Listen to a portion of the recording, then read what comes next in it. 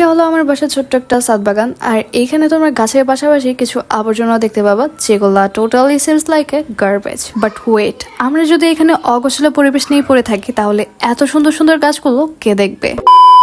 আমি বাদ বাকি সবার মতো গাছ লাগাতে ভীষণ ভালোবাসি। দুঃখের একটা ব্যাপার, আমার বড় আঙিনা না থাকায় আমার ছাদে গাছগুলো লাগিয়ে নিতে হয়। ধরো ছোট্ট একটা জায়গা, আমি মেহেদি পাতা গাছ লাগাইছি, সো এইখানে যদি বড় একটা আঙিনা থাকতো তাহলে আমি বড় একটা গাছ লাগাতে পারতাম।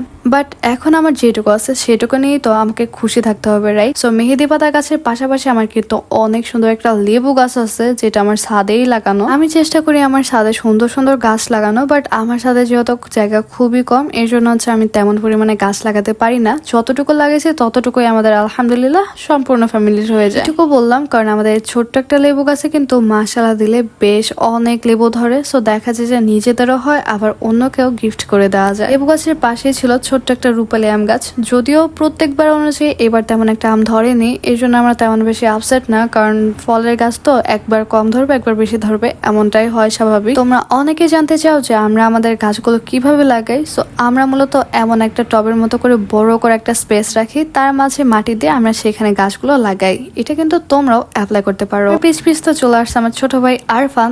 ও হচ্ছে আমাদের বাসার একটা সুপারম্যান। এটা বললাম কারণ আমরা যেখানে যাই ও ঠিক ওইখানেই মনে হয় যে উড়ে উড়ে চলে যায়। এইদিকে এটা হচ্ছে আমার বাসার বাগান বিলাস গাছ। এটা ফুল মূলত পিঙ্ক কালার হয়, বাট এগুলা বাদ বাকি আরো অনেকগুলো কালারের থাকে যেগুলো আমার বাসায় নেই। যদিও আমার তেমন কোনো আফসোস নেই, কারণ আমার এই একটা গাছে আমি অনেক বেশি খুশি। এই গাছটা বড় হয়ে আমার ব্যালকনির সামনে একদম পৌঁছে গেছে।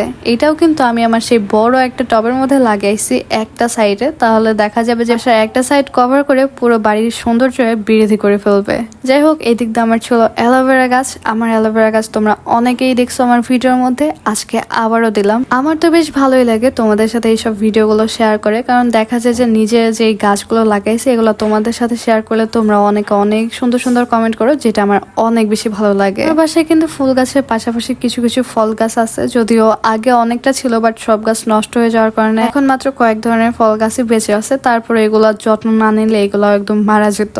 যাই হোক, বাসায় যে গাছগুলো ছিল এগুলো তো আমার মাস্ট বি যত্ন করে রাখতে হবে। আর যেহেতু বর্ষা সিজনটা চলে আসছে, এই সিজনে দেখা যাবে যে সবগুলো গাছ আগের মতো করে একদম সুন্দর হয়ে উঠবে। আমার বাসার যে বিল্ডিংটা, আমি মূলত তার দুই কর্নারে বাগান বিলাস গাছ লাগাইছি, যাতে করে মানুষ যখন রোড দিয়ে যাবে তখন যেন আমার বাসা থেকে হা করে তাকায় থাকে যে অমুক বাসায় বাগান বিলাস ফুল গাছ একদম সেয়ে গেছে। আমি মূলত এটার অপেক্ষায় আছি যে কবে এমনটা হবে।